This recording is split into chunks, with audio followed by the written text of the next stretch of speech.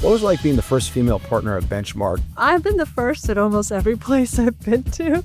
Benchmark is a firm that our aspiration is to partner with the most ambitious founders of our generation as the first board member. Being a founder is another level. I'm married to one. It's like a relentless job, relentless. The revenue ramp we see on businesses right now, I've never seen anything like this. You have to have a level of paranoia in this space. You are constantly evolving your strategy so that you are able to escape competition. I always joke that you trade stress for anxiety when you go from operating to Become an investor and trade stress for anxiety. Good one. the VCs who are starting right now don't realize how good they've got it. I'm so excited to welcome to Invested Sarah Tavel. Welcome, Sarah. Good to see you. Good to see you. We had breakfast in San Francisco a few weeks ago. Now we're doing this virtual. Yes. Sarah, for those who don't know, is a general partner at Benchmark, which I guess I could call my alma mater at this point, and joined Benchmark as its first female partner. For those who don't know, Benchmark is an equal partnership firm. Sarah was before that at Greylock and at Bessemer, and between Bessemer and Greylock did a stint as an operator at Pinterest. So she has been at very successful places since the beginning of her career. I wanted to remind myself, Sarah, how do we know each other? I would say impressively, you reached out to me maybe when I was at Pinterest or Greylock. I can't remember. I think so. And then I remember we went for a walk at the boat basin.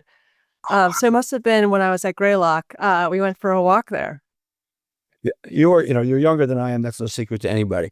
And up and coming venture capitalist, and you came across the radar and have been impressed ever since. What we try to cover here is how values create value. So we'll just start with a really cheesy question, which is, what's your core value? I was thinking, like, when I think about my core values, I have to confess they come a lot from my dad. And my dad's, as these values kind of get passed down, or inspired, came down from his uncle, which was this guy, Kivy Kaplan, who, my dad's side of the family, they were kind of Lithuanian Jews that came to America with nothing, of course. And Kivy Kaplan was this guy, he took over the family business, which was a tannery, became, very ambitious, smart, hardworking, became, successful enough he was able to be a philanthropist, ended up becoming president of the NAACP, which was just a pretty incredible thing. And so my dad's middle name comes from Kivy. And I think my dad growing up in Dorchester, outside of Boston, was inspired by Kivy's success. And that kind of idea of, the resilience, the ambition, that sense of justice, that you have, and the gratitude that you also have for your position of whatever privilege that you have. And so I saw that with my dad, and my middle name actually comes from Kivy's wife, Emily. And so I think that I feel very strongly those values, the ambition, the hard work, the resilience, but also the sense of justice. I studied Kant in college, and just this idea, the Rawlsian veil of ignorance, just the kind of ethics that you learn from Kant. And so and then also, of course, being grateful always for what you are and where you are, and being kind of having some perspective on that. So that's what I think about. We share a bunch of things in common, right? We both grew up in New York. I also studied Kant in college, and half my family is also Lithuanian Jews who moved to the United States in the early 1900s. I didn't know that connection. That's great. There you go. I want to dig in. You spent time at Greylock and Bessemer, and now at Benchmark. And I'm sure you've been asked this question 100 times, but work me through the differences between the firms, and what, if anything, is similar. My own experience, your firm has a culture. Well, so I was just unbelievably lucky to start at Bessemer. Because, Bessemer is a firm, it started it's probably the oldest venture capital firm in the United States. I think it's more than 100 years old, and very East Coast in its origin story. The Carnegie Steel family. And what they did so successfully, we talk about generational transfer in venture capital generally. Bessemer has, without question, the greatest track record of doing that. Like somehow they have managed generation of investor after generation of investor to kind of continue to grow. And one of the things that I was so lucky for was that it was kind of two things, which was like, one, there was like an ethos at Bessemer of finding and identifying talent early and providing a pathway in the venture firm to go from the lowest rung of the ladder, which is where I started at Bessemer. I was an analyst cold calling companies to becoming one of the general partners. And so Bessemer, developed then like kind of, there was almost this belief that there was a little bit up or out, I should say, but that the firm could scale horizontally so long as there was enough of that young, kind of hungry, ambitious group of people that would work their way up the ladder. And they developed a number of systems in place to make sure that the firm could scale horizontally. So I was very lucky for that ethos. And then, of course, as I've talked about many, many times now at this point, was unbelievably lucky to be hired by one of the partners there, Jeremy Levine, who really, mentored me and taught me everything I know. And I would say, like, actually a third thing about Bessemer that's very important, it's very much was like an investor way of thinking about investing. What does that mean? They publish there's on the Bessemer website, bvp.com, they list some of the memos that we've written over the years for different companies. And like one of the things that you'll see is a scenario analysis at the end of the memo. And it's this idea that actually when you make an investment, we all think, oh, this could be big. But when you invest, and there's a great book by Annie Duke, Thinking in Bets, it's a probabilistic decision at that point in time. Like you don't actually know, there's no set path for the company. The outcomes are probabilistic. So Bessemer had very much a way of thinking about this that's almost the way that a growth investor might think about making an investment. What's the downside risk? What's the percentage probability of that downside, all the way to the percentage probability of a very large outcome. And so it was a very, I just think of it like very much an investor mindset, very analytical approach to investing that any investor, I think, is lucky to have as a foundation for how they do this business.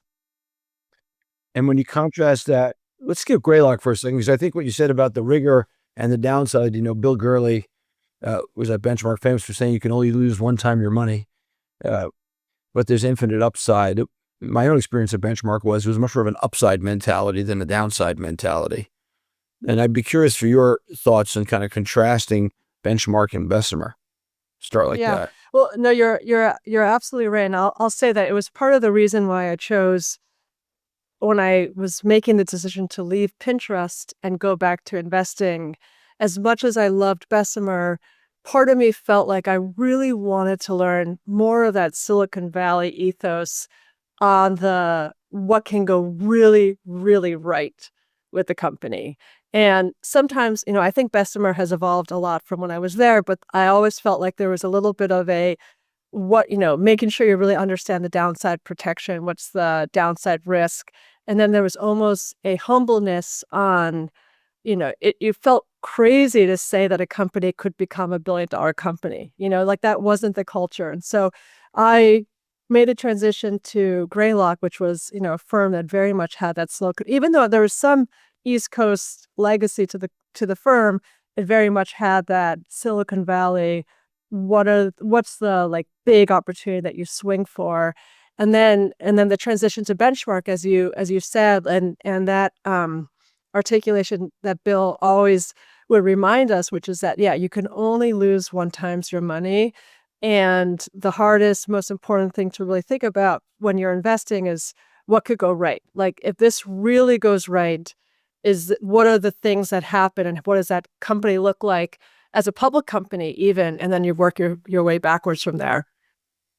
It's interesting what you said, that Silicon Valley mentality at Benchmark. Benchmark obviously got started in Silicon Valley. Greylock started in Boston. Earlier in my career, I asked Henry McCants, founding partner of Greylock, for like 5 minutes of his time to give me a piece of advice. And one of the things you said to me was, and this is in 1995, you said, make sure you can make $100 million on an investment, on Yeah. any investment you make, which to my mind was like mind blowing. How much are we investing here? $1 million, million and a half, and make $100 million. And now we talk about $1 billion. And I wonder if the kind of Boston legacy of Greylock influences its current behavior and kind of being founded in Silicon Valley, which uh, Benchmark was, versus, for example, New York for Bessemer and Boston for Greylock, actually Yeah. creates massive cultural. I think there is. Like I kind of felt when I was at Greylock, it was a point of transition there. It felt to me like it was still finding itself, like that kind of mixture of the Boston element still being there. There's also, you could say, there's a little bit, there's a different mindset that happens for more infrastructure, B2B oriented companies versus consumer, right? Like you have to have a very high willingness on the consumer side to lose money because the consumer opportunities are way harder to, the competition for those consumer companies, anything that's growing with some kind of engaged user base, like there's very much this art that comes into play of like analyzing whether the company can become the next Pinterest, the next Discord, the next Instagram, whatever it is. And as you know, there's a ton of companies that never, go the distance. And by the way, most of those companies have zero resale value. Like there's no acquisition. Whereas for a SaaS business or a developer oriented business, there's a much higher probability of some success and a much lower probability of the type of outcome that really ends up being the $1 billion return for the firm. And so you always, even within a Silicon Valley firm itself, you do also have those two kind of cultures at play. Of course, we're sitting here talking on the day that Wiz got sold for $32 billion. Yes, I know. To Remarkable. Google, kind of a king of an infrastructure. It's the largest. I didn't know this. It is the largest venture-backed M&A ever. Did you know that? It's remarkable. No, I It's didn't know that. remarkable. I kind of sat here wondering this morning. I'm saying Gili Radnan wrote the first check there, and I think it turns out like $4 million, like 1.3 billion. How do you do a scenario analysis? What did it look like on day one?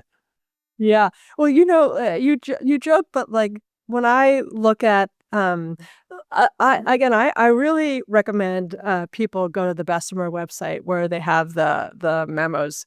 And I remember I always joke about Shopify's memo because I remember when Alex Farrar brought Shopify in to the group, and I can't remember exactly now what the just go nuts best case scenario was for Shopify, but I would bet you it's less than $500 million in that Series A memo. And it's just one of those things that, we're very lucky that the history of, this kind of software eating the world, like these markets, and I feel this a lot very strongly with what's happening in AI, is that the market opportunity for these companies, it used to be just US, then it became global. And now with AI, is going not just after software spend, but actually human capital spend, that these markets just keep getting bigger. And so one of the biggest mistakes, and this is back to the Bill Gurley way of thinking, is that we can make the fatal error when we're making a decision of underestimating what the total opportunity size is going to be over time. It's interesting you said that. Today I was thinking about two things. I was thinking about, Checkpoint when they first got started and became this monster company. People assessed the firewall market for internetworking at the time was like $10 million. And then it Right. just grew. And, what made the Uber investment a benchmark, it was a professor for NYU said the taxi market was $150 million. No one ever imagined Exactly. it could replace. And what do you think causes underestimation of these market sizes? Where does it come from? Well, I think the biggest thing is that it is just like when you are rooted so much in the way the market works now. So let me give you an example. We're investors. There's two companies that I think are great illustrative of this. One is DeepL. So DeepL is it's like an AI investment that we made at Benchmark before AI was the hot thing. And DeepL is AI translation. And if you were to look at the market of human translators, you would think, oh, that's not a great market. Like, how big is the global, like, business, like, which you could call GDP for translators? It's not very big.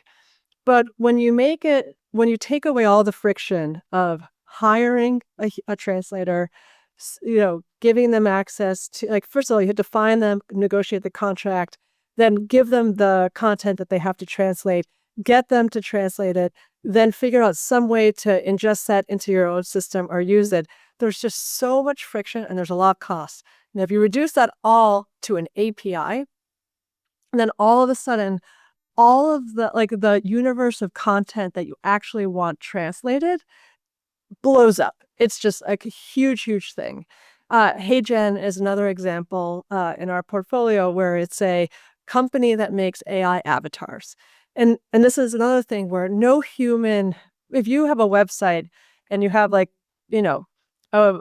product you want to tell customers about or some learning and development content to help your customers or your employees, the probability that you're going to think it's worth it for you to hire an actor to set up a studio and then do all of figure out the script, work on talking how many times I'm going to have to do it again. I would block off 3 days, get the post editing, all that stuff. It's so much work.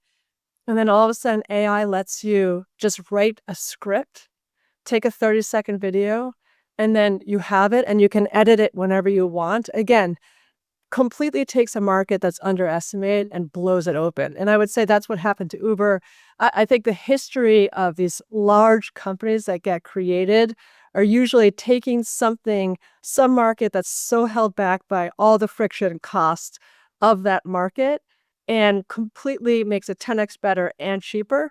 That blows it open. And again, not to keep bridging to AI, I don't intend to, but I think that's part of the promise right now.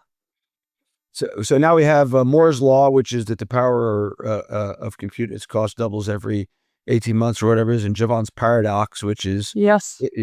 as the costs come down, the market grows in dollar terms. And now we have Tavel's law. For every step of friction you reduce, the market grows 10x. Tavel's law. Yes, exactly. I like it. I'll take it. There we go. We're going to put that right at the headline of the podcast. Tavel's law. For every step of friction you take out, a market grows by an order of magnitude. I will sign my name to that. All right. So, actually, I want to dig down on that for a half a second, because there's at least a notion that part of the friction was in what I would call pixels, which is the UI. Right? How good and how easy is the UI? We spent a ton of time. Scott Belsky actually had a tweet today about embedding designers in every move of R&D and product, and that'll make a company, and that's what makes a company. I think it was for him. And so one part of this is the UI UX, but another part of it, as you mentioned, is just reducing coordination friction. We started Aleph benchmark. We said, the more people we have, the more friction we have in the business. So we want to keep number of people low. What are the different steps of friction in a given product that you think early teams need to focus on in order to specifically to increase market size? I always just think of it as this time to value, right? There's actually two things really when I think about now, which is that there's first of all time to value, but there's a mental mindset that has to change. So let's go back to HeyGen even. It's almost like you're inspiring in someone a realization that they could do something that they didn't otherwise think to do, because all that overhead, like the mental cognitive load, the effort thinking of doing something is just completely removed, and all of a sudden your creativity explodes. I'll give another example. You know, what's happening in the AI image generation. You know, it used to be in order for me to have an image or a logo or whatever it is, I would have to hire a designer. But now I can do it myself. I can type, a prompt, iterate, get better and better at it, and then have this like time to value completely compressed in a way that just once somebody, I feel like it's one of these things where you're like putting a boulder down a mountain. Like you start one thing, and then your creativity and curiosity just explodes, and you realize that there's so many more things that you can do. And I think that great companies are able to really inspire that and package it in a way where someone can immediately activate. They can immediately be successful.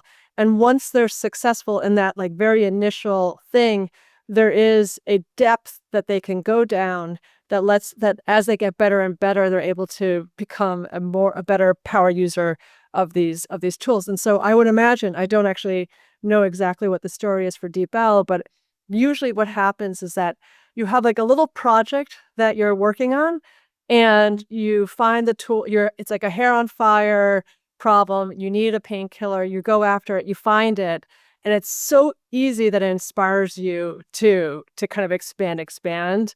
And having a product that then supports that expansion is a very powerful place to be. Listening to you, it almost sounded like a gamer's mentality, right? Which is I kind of get in, I get hooked, and I keep going levels, and I up level and up level, and I get more capabilities, and then I become the OG of the game. Yeah, there's definitely something like that. How much did your time at Pinterest, which is what we kind of skipped over, right? When you left being an investor to be an operator for a bit, influence how you think about these companies and what works in product, um, and what kind of companies can unlock these markets? Yeah, it certainly trained me and trained my way of thinking. Um, those of your poor listeners who have read any of my work know that I like to write a lot about kind of frameworks and what it takes to build enduring products, enduring systems, whether that's kind of social products, marketplaces, or anything else. And I think that was one of those kind of just things that as I reflect, it's one of those things that when you're in it, you just don't realize the dots that are happening in your brain. And then it was when I left and then I started to write and synthesize that I connected all those dots. And I do really think that it affects my way. What I always tell founders that I work with or that I'm spending time with is that I'm just very oriented in not achieving the short-term success, achieving the short-term numbers. It's what are the decisions we make today that set the company up to be in a position to scale with velocity 4 quarters from now. And I think that's a little bit like when I was at Pinterest, like I saw we would make, there were bad quarters, there were good quarters. There were moments when I thought the company was going to implode. There were several moments of that. And you just realize like how not making the right hire, not making the right hire early enough, focusing on the wrong metrics, not having the team aligned well, not, there's all these things that the pain of those decisions compound. And so it's the same thing with making great decisions today as much as possible, orienting towards, I hate vanity metrics. Like I joke that I can see a vanity metric from a mile away because I experienced it myself at Pinterest when we had MAUs as our metric versus weekly active pinners as our metric. Just like how different the product roadmap is, the company orientation. And so of course I try I think I'm pretty good at not extrapolating too much from my one real job of being at Pinterest, but it definitely influenced how I see the world. How did you know you should be an investor or not an operator? Well, that was definitely a part of the reason why I went to Pinterest was that I loved the company. I was lucky to invest in the company for the Series A when it was 4 people, and then I was doing whatever I could to help the company be successful. And I just had this moment of realizing that if I didn't throw my hat into the ring to join the company, I would always regret it, because I was so excited about the founder, so excited about the product, and so excited about the culture. And I just, in a way, I always thought I would be leading a team. I was one of those people that was captain of the rugby team or whatever thing I was part of. And so I wanted to experience myself in that context. And then as the company got larger, I joined, and it was just 20 or so people. And then when I left, it was, well, as I was beginning to think about leaving, we were, 650 people. I just started to feel like what I really missed. The company was so big. I was responsible for a bunch of teams on the product side, that I really missed the truth seeking, the partnership, the strategic thinking that happens when you're closely partnered with the founders. And Ben and Evan were walking around stressed all the time. I was walking around stressed all the time, and it just wasn't the same thing. And so I started to think about it and just realize that partnership with a founder, especially in the early days, was what I really loved doing, what I really missed doing. And it was a very difficult decision, to be honest. Like, I anguished over the decision to leave Pinterest because I loved it so much, but I realized that it was, what I really want to do was that partnership with founders. You miss being the operator when you sit around the board table and you say, "Oh, I'm just coaching here. I'm not really making the decisions. I'm asking hard questions, but really they should do this. And maybe I'd like to get back in that seat," or not really. I always joke that you trade stress for anxiety when you go from That's a good operating one. to, Tavel because second like, law. Become an investor and trade stress for anxiety. Good one. you know what I mean? It's like when you're operating, you feel the stress of the execution of, am I going to be able to get this done on time? But you have a lot of, or is this the right thing to do? Like, should I be thinking about something else? How do I get all these people aligned? But there's a much higher degree of control. And you feel there's something very concrete about everything you do when you're operating. Like, at the end of the week, you feel like, okay, I made progress on this. Check. Okay, this one's done. Check. You have these concrete goals that you aim towards, you make progress towards. And when you invest, I always say it's like going from building a house brick by brick to like gardening. You do all this work, you don't know what's going to work. You looking at this barren ground waiting for something to sprout, when you're, especially in the beginning, when you're trying to kind of source opportunities. And then of course you invest, and at the end of the day, you try to provide good counsel to a founder. And you could have, certainly ruminate on, like, how do I help this founder see things the way I see it? Like, what's the way to influence? But at the end of the day, like, it's the founder who has full accountability for the outcome of the company. And that can be hard sometimes, especially when there are moments where I think, we should go this way and the founder wants to go that way. But ultimately, like, that is their decision. And it is an adjustment, for sure. But I don't miss it. Like, operating is really hard. Being a founder is another level. Like, I'm married to one, and so I've seen it firsthand, and it is a very, very hard job. It's never over. It's like a relentless job, relentless. So you sit around a table like I do. I always say I'm unencumbered by any operating experience in my life. I've been in it. But you sit around a table, and my partner Ed was an operator and a founder. And you sit around a table that has some people who've been lifelong investors and some people who've been operators, at least at some point along the journey. Any difference in investment outlook and insight and approach between people who've been an operator at some point in their career and those who have not? It's so hard to generalize. Look at my partnership. Like, I have Peter Fenton, lifelong venture capitalists, uh, Chaitin, pretty much lifelong venture capitalists, Eric and Victor, experience on the operating side. I'm kind of the hybrid middle You know, what I've seen outside of, and I think we all show up differently as board members, and we all certainly have different strengths and weaknesses and lean on different facets of our personalities or experience sets. Maybe the two, I'll say, like, if there are two places where I see there is like a common ground in terms of the failure state on both sides. Um, the person who is an operator, the failure state for that person is thinking that they can do it themselves, and it biases their investment decision making process. And then once they've partnered with a founder, it biases how they partner with that founder. They think that they could do it themselves. They get too micromanagey. That's certainly a big, no good way.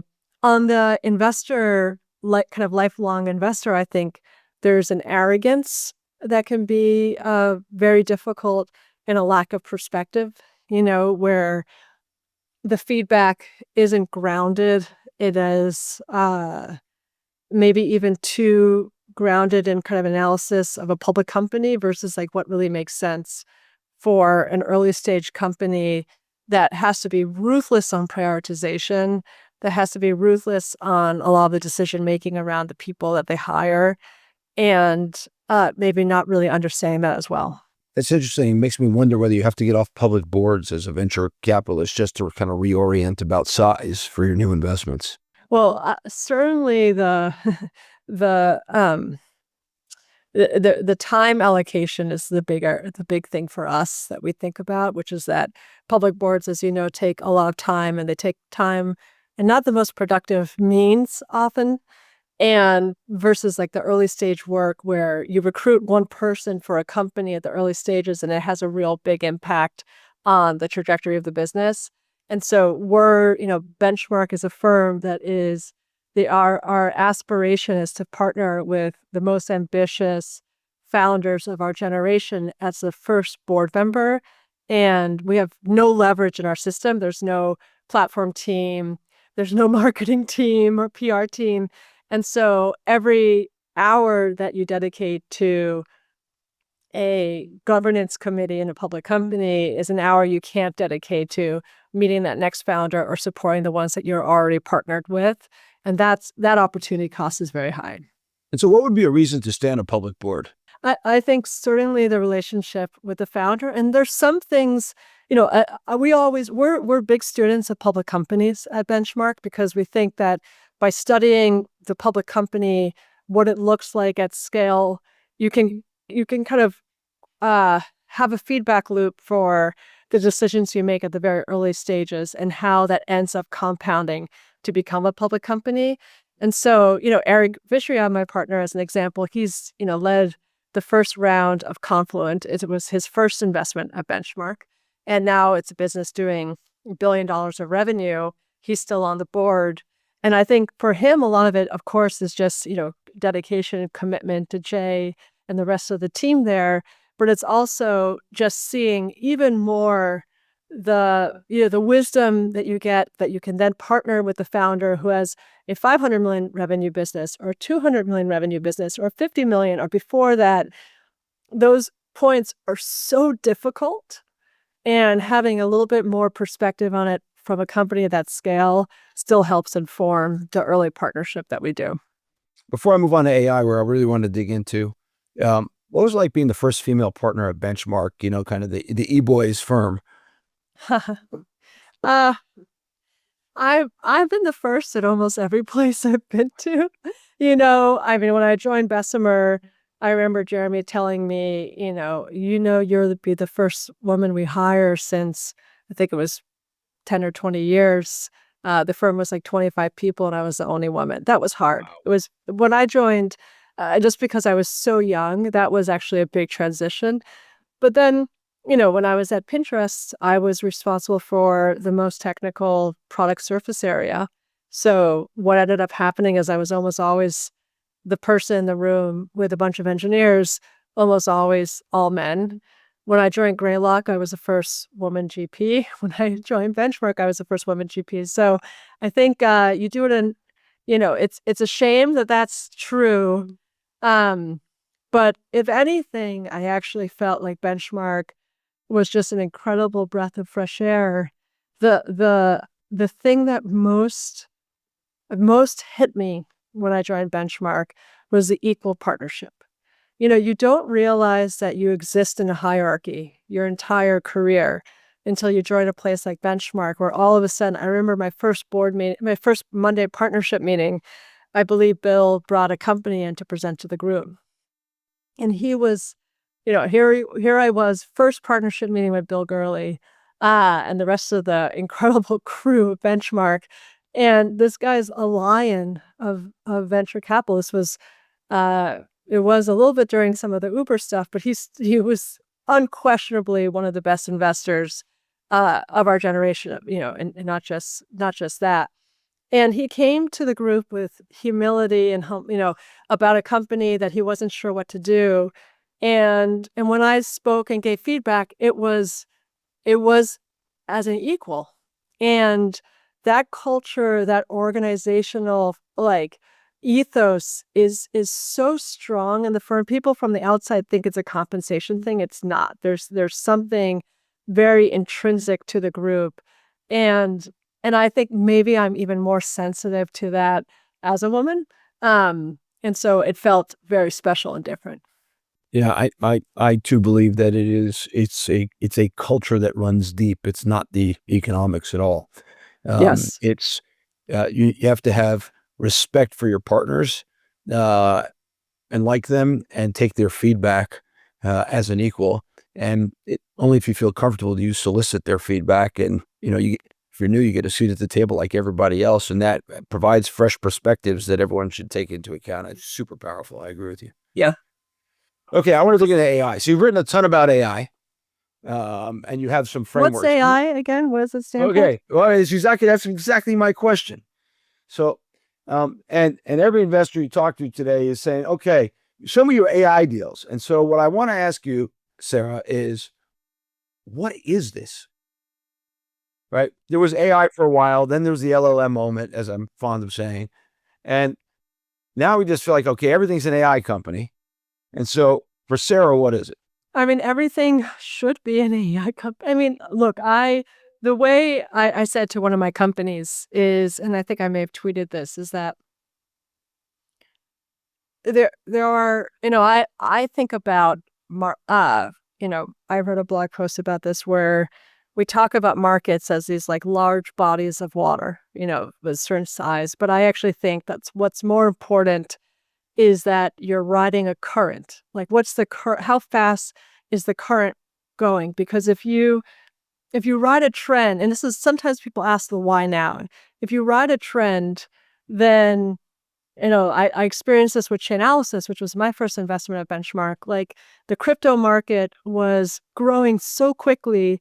It was this strong current that you could practically throw a board onto the water and you would move really quickly. And like when you find a market like that, you can make so many more mistakes and you still move forward. And then at the same time, I've had, and I experienced this, with some of my investments that kind of had a headwind that happened after COVID, when COVID hit. And when you have the headwind or the water stagnant, you could say, then you have to build like in a really great boat and really great team and paddle really hard to make any progress, right? So you'd much rather have that fast current. And so right now there are like two rivers you could take. One river is the river, and there might be some current from a trend, but you still have to with your ingenuity, with creativity and a lot of hard work, you're moving your boat forward. And then there's another current where billions and billions of dollars and the smartest people that we have are inventing new technology that's like an engine that you've put into the water that's just pushing it forward. And you better take advantage of that engine. Like that current is there for you. I've never seen anything like it. Like the revenue ramp we see on businesses right now is faster. I've started I started at Bessemer in 2006. I've never seen anything like this. SaaS was incredible, mobile was incredible, but this just feels very different. And so you either are using this technology in some way, LLMs, to automate work, to provide a value proposition that just relative often to the cost of a human doing the work is so much cheaper that the economic equation for a business to adopt your technology is just so easy, or you're using it yourself in your team with your engineering productivity, with the rest of your team, to like find ways to take advantage of the technology. And by the way, not to ramble on too long here, but I think one of my companies, I was talking to the CTO. I'm running a blog post about this, and he had such a great point, which was that all of us non-technical people have a learned helplessness that we don't know how to code, to do SQL queries ourselves. And he had this moment of realization this was around, I think, GPT 3.5 or so, that, wow, right now, all of a sudden, every single person in my company can do their own SQL queries. And how do you get people out of the learned helplessness of feeling like they have to ask an engineer to do something for any task, or ask an engineer some technical person for an analysis, and actually going to a place where every single person can solve their own problems, even if it means building their own software? We are so far from the full expression and impact of that in 99.9% of companies that I think if the technology froze today, there's still so much like impact that we're going to see that it's just incredibly exciting. So what's an AI company? Something that just leverages LLM to reduce costs and reduce work? That's probably the easiest. I mean, look, there's AI companies that support, it's, that's the type of company I focus on. I'll put it that way. Why are they growing so quickly? What changed? Well, there's a few things. One is just the economic value proposition. We haven't seen anything like it, maybe since virtualization. It's such a clear it's the first time, all the software as a service, so much of and again, I focus on application layer up. That has always been this kind of squishier, I'm going to improve the productivity of your existing employees. And how much more? 10%, 20%? It was always this little squishy kind of thing to really, justify. There's a little bit of a leap of courage that the $50,000 SaaS bill that you're going to pay is worth it for the productivity improvement and effectiveness that you get from your team. Now with AI, it is like not even close how compelling the value proposition is, how clear it is. And so that's number one. Number two, I'd say, is that these AI teams work their butts off. I think part of what we see with our portfolio is that everybody knows that right now there are a number of opportunities that are going to create generational companies. And if you have the typical, don't want to say 9 to 5, because what startup is 9 to 5, but if you are used to a cadence that's kind of more, what I would say is like the pre-AI ethos and culture. And, we went through this whole generation of entitlement where people, don't want to work too hard, don't want to come to the office all these days. But 11X, which I'm on the board of, that founder, Hassan, he is so intense. Makor, Brendan, the same thing. Like these guys, it's not in the office 3 days a week. This is in the office 6 days a week type culture where people are driving hard because they know that there are 10 other companies, if not more, focused on the same opportunity. And the ones that's going to win, of course, the right strategy and then executing harder than anybody else at that strategy. I want to reflect back on the 2 points that reflected back at you, I think I heard, which is point one is I have a worker, whatever company I am, and I think the SaaS can make them 10 or 20% more productive. And I go to try to justify what's the value of that 10 or 20% productivity increase. If I have an LLM, what I've actually done is replace the worker and certainly a lot of the time of the worker. And that's a more tangible cost that any buyer or CFO or a person of software can kind of put their finger on and say, hey, this is a no-brainer. I'm actually taking out labor and not just improving the productivity of labor. Is that the point? Correct. Yes.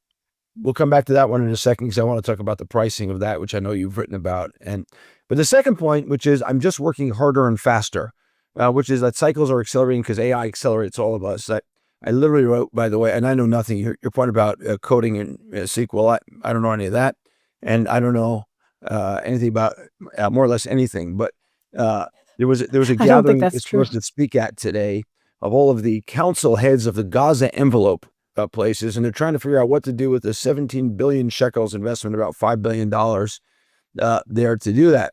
And so I said to them like a month and a half ago, someone should write a tender. Well, it's now 6 weeks later, nobody did.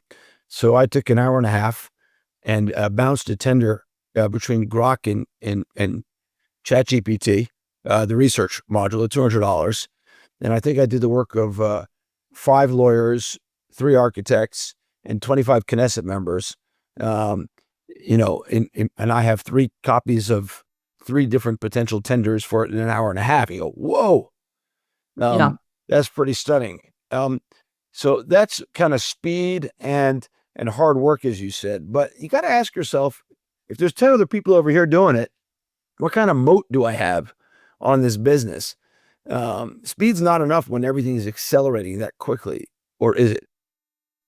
It's absolutely the right question, which is, the thing I think about is like, um, the floor. I meet founders all the time, and they talk about all the things that they had to build in order to create this, user experience that works. And the reality is that 2 years from now, another company is going to be able to come in and they won't have to have done all that complicated work because the technology is so much better that the floor keeps rising on any company's ability to build new software. And so you have to have a very strong point of view over time of what's the enduring competitive advantage. And we are a firm that is very vulnerable to network effects. Vulnerable in a positive sense, meaning you get taken in, but yeah. Yeah, when we see a network effect that's real, it's difficult to resist. We love, those are without question where the largest outcomes tend to come from. And so you have to have a level of paranoia in this space that you are constantly evolving your strategy so that you are able to escape competition, which is absolutely a question that I think about. At the same time, something that Bill said once when we were discussing this is that, and this is before my era, but even in the Web 1.0 world, there were, X number of web server companies or whatever it was, and they were all successful outcomes. Not all, but there was like a large number of them that were successful outcomes. So maybe a web server isn't the right And we've example. forgotten about the ones that failed. That's another. Well, yeah, but we have lived in an era now where it's just been one. For any sector, there's kind of the winner, and it may be, and we don't count on this without question, but just to play devil's advocate here, it may be that this is also a time when you can have multiple winners in a given vertical or sector. So what is actually a moat then that would cause somebody to be a lasting company versus, hey, someone else just got access to, ChatGPT 5.0, 7.0, or Grok 4.0, and, they'll run me over. They're also working hard. In 80% of the ways it hasn't changed, right? Like you are an obsession over the customer, network effects, some kind of competitive advantage. We're big believers in open source. Some kind of accruing artifact that a user creates that then becomes an unfair advantage for distribution.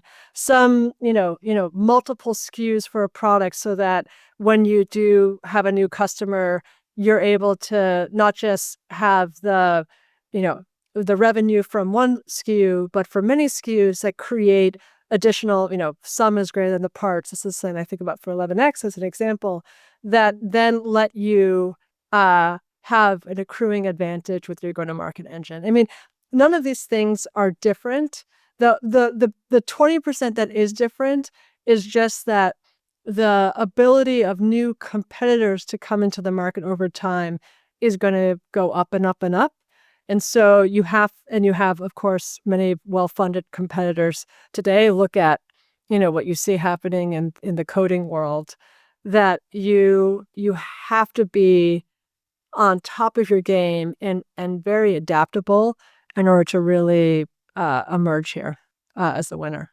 It feels like there's, and you've talked about some of these companies. Translation is less obvious, but certainly in the coding world, that was a very obvious use case for a lot of these companies, and therefore kind of obvious that 10 of them would get funded. What's kind of the most wild out there idea or AI idea that you have or run into, or you'd love to see someone start a company to attack?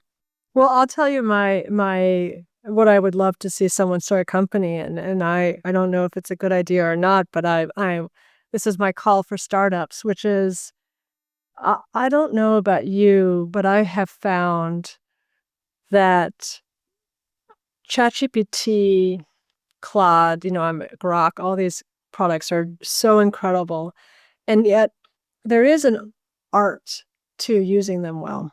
And there are some people who have written prompts, custom instructions that make the product way more valuable than a normal person. And I think that having, there's something about the command line, the kind of text input of ChatGPT or any of these LLMs, that for most people, you and I have an incentive and high motivation to figure these out. But most people, and there's obviously in education, it's a huge, huge use case. But most people have no idea how valuable and powerful this technology can be for themselves. And OpenAI has, in ChatGPT, they have custom GPTs where, let's say you are really, really good, and there's many of these people at writing kind of custom instructions, giving documents to make the GPT work exactly how you want it. But I feel it is like scratching the surface of what's possible. And so what I would love is, and I think it's a massive opportunity, is for someone to create a UGC community with these prompts, with these custom GPTs, with whatever the back end is, it doesn't really matter. But imagine I could follow you for your analysis on updates on whatever news in Israel, investing in Israeli founders, like whatever knowledge you've wanted to impart, you could put kind of custom instructions. I think about like these health nuts. There's so many quantified health nuts, and I'll find custom instructions on Reddit for how to analyze blood tests or how to do, whatever.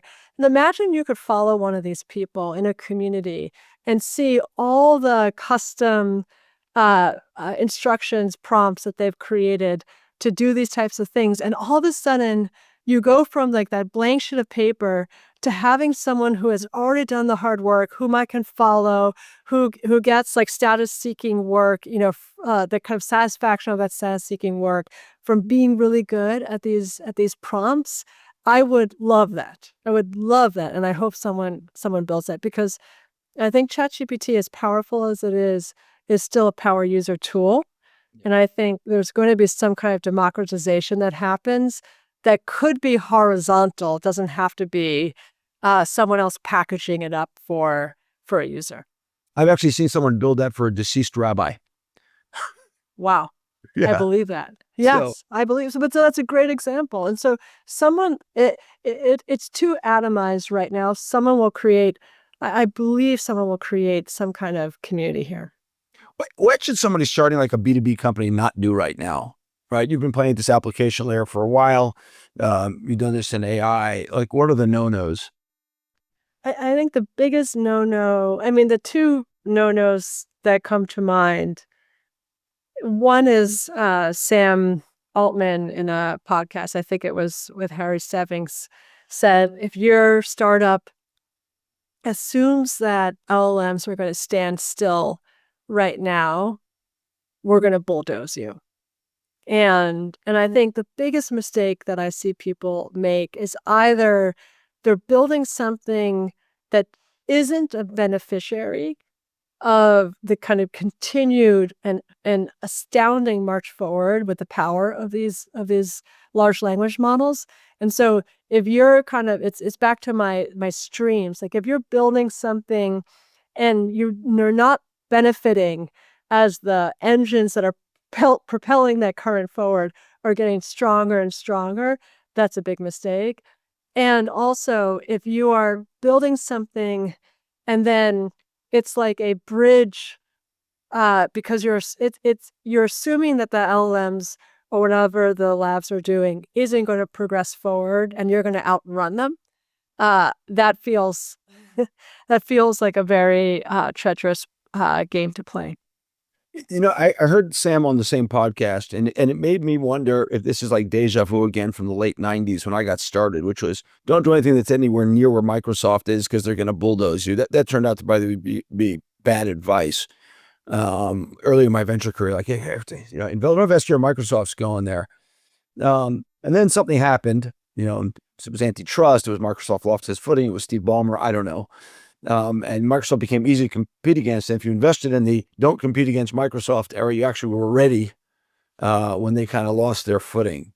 And I keep wondering whether in that motion and moment again with some of these large language models. Any thoughts on that? I mean, let's take Copilot versus Cursor, which is versus Windsurf versus Devin Factory, all these companies.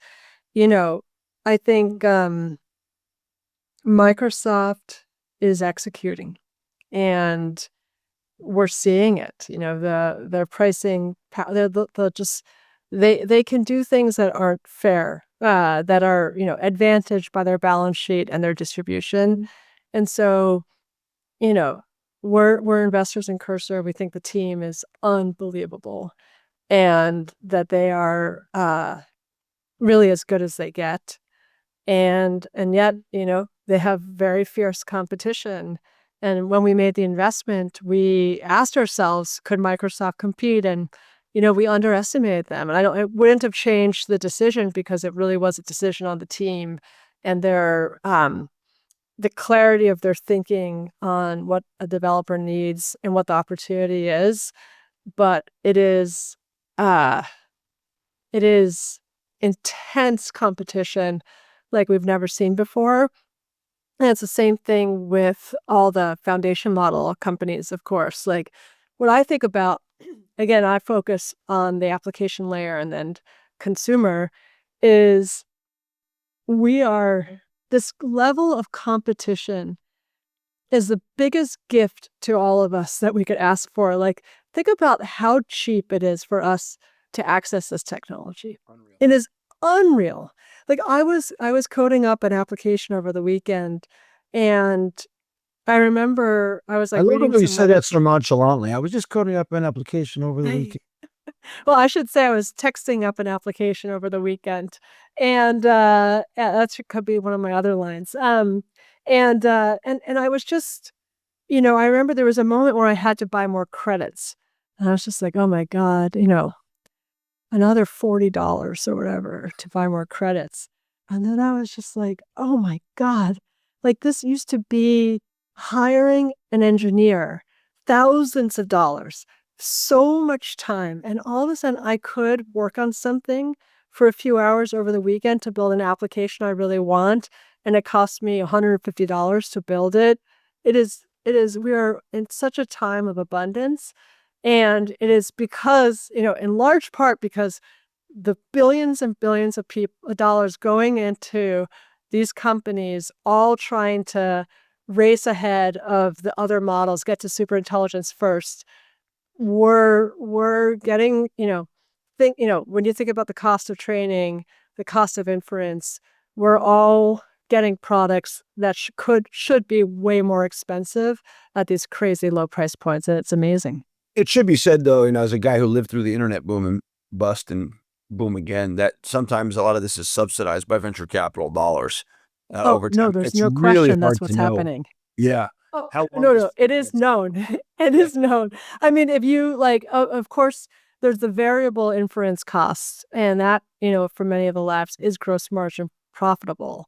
But then there's the amortizing the costs of the model training. And that's where the numbers don't look as pretty for these firms, but should over time be okay. At least that's the belief.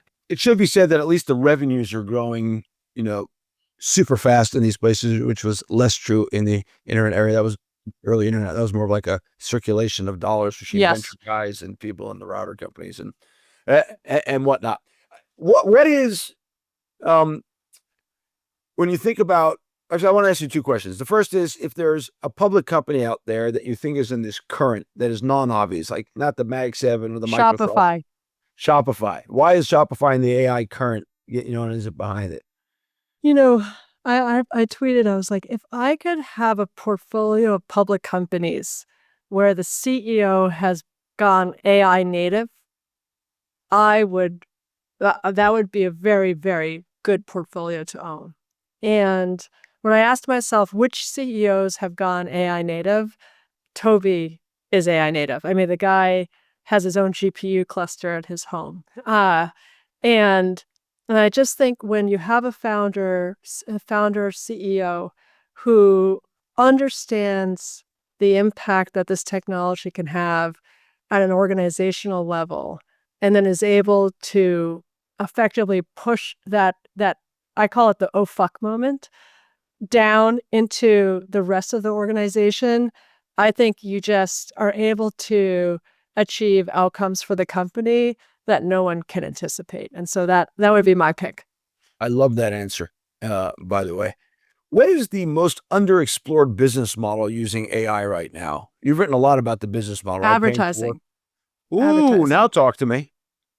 Go Well, ahead. look, and I can't take the credit for this discussion. It's a conversation we have at our partnership, and I think Peter was the one who is who kind of first raised it. But if you think about consumer companies and the ones, just generally having a business model that is aligned with capturing the most surplus from the customers that use you the most.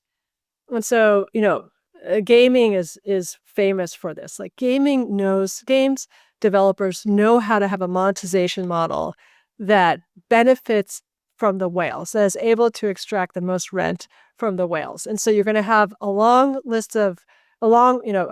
percentage of your users who are barely profitable when you look at them from a user acquisition perspective, but then the whales make up for that. And it's hard to know who the whales are going to be. So you have marketing spend that acquires them all, and then you really cultivate and monetize the whales. Google does this very well, right? Their monetization model natively understands that not every query is the same value economically. Therefore, not every user is the same value. And so there's going to be some sponsored results that are monetized way better than other sponsored results. And then you look at ChatGPT. The monetization model feels like such a missed opportunity for the company, because you have a monetization model that treats coders and education people and people using it for recipes the same way. But if you could have a monetization model that when someone's using you to think about travel or make a engineering decision or whatever it is, that you're able to monetize those people differently, and then therefore able to remove the kind of subscription barrier and just have a free product for everyone, I think you can build a very large business, one that we underestimate right now. Love that answer. I have a play in the space, so I hope it actually works out. Oh, now you're We'll, tempting me. we'll see. We'll see if it does. A couple of quick questions for you. How did you built a brand as a VC? What is your brand in your view? That's um, I think people know me for my writing, and what I just hear is kind of thoughtful, or that they recognize that I'm very focused on building enduring value as opposed to getting lost in the short-term hype. How important is it to build a brand as a VC today? I mean, beyond the firm brand called Benchmark in this case. I think it's very important. Mm.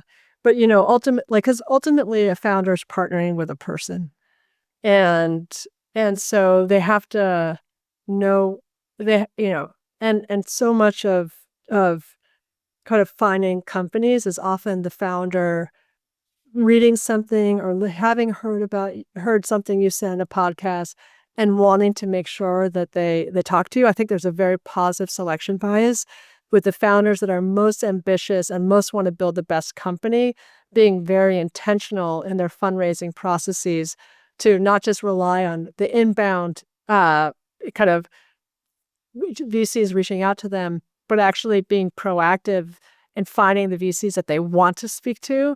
And that is a very positive selection bias. And I think having a brand helps you get to that group. What's challenging or different about Gen 3 of the firm? You talked before about succession at the venture firms.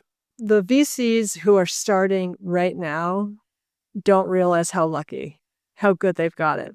It is just an incredible time to be starting in this business, an incredible time. And I think the last maybe since 2018 has been a very strange roller coaster where the macro has been very strange. The dynamics in the industry have been very strange.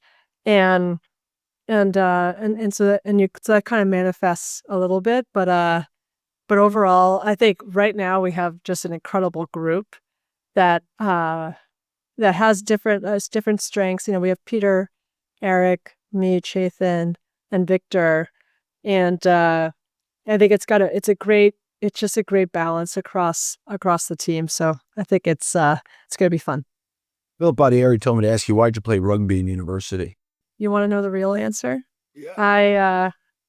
I had been a competitive swimmer when I was in high school, and then I got to college, and I wanted to do a new sport, but I didn't want to do a sport where I grew up in Manhattan. Like my soccer team, we practiced in a gym. Like we didn't have an outdoor. When we had games, it was on a water recycling facility that stunk.